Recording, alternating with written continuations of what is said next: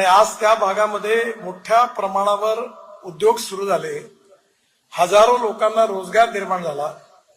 आणि जर रोजगार निर्माण झालं तर पर कॅपिटा इन्कम आणि ग्रोथ रेट वाढेल आणि रोजगार निर्माण झाला तर गरिबी दूर होईल आणि गरिबी दूर होईल, सस्टेनेबल डेव्हलपमेंट होईल आणि गरिबी दूर होईल तर नक्कीच समृद्ध संपन्न राष्ट्र निर्माण होईल. आणि म्हणून मला आनंद आहे की ज्या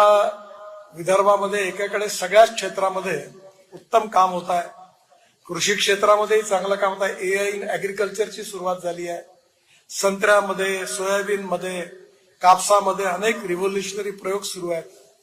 या सगळ्या प्रयत्नामधून कुठेतरी ही जी दलित पीडित शोषित जनता आहे,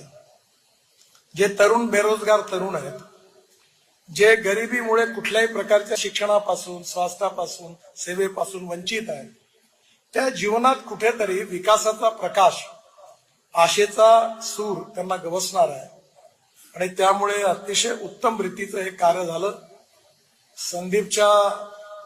नेतृत्वाखाली त्याच्या सहकार्याने अतिशय उत्तम सेंटर निर्माण केलेलं आहे, अतिशय उत्तम मशिनरी या ठिकाणी आहे आणि या सगळ्या मागे लोकसेवेची भावना आहे आणि निश्चितपणे यातून अनेक लोकांचे जीवन वाचवण्यामध्ये हे गंगाधररावांच्या नावाने असणारं मेमोरियल सेंटर हे नक्की उपयोगी होईल असा मला विश्वास आहे.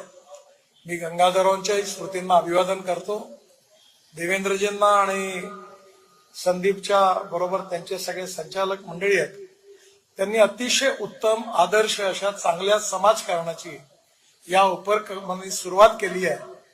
आणि याची प्रेरणा बाकीच्याही लोकांच्या मनात निर्माण, प्रत्येक तालुक्यात अशी सेंटर लोकसेवेची निर्माण होतील असा विश्वास व्यक्त करतो.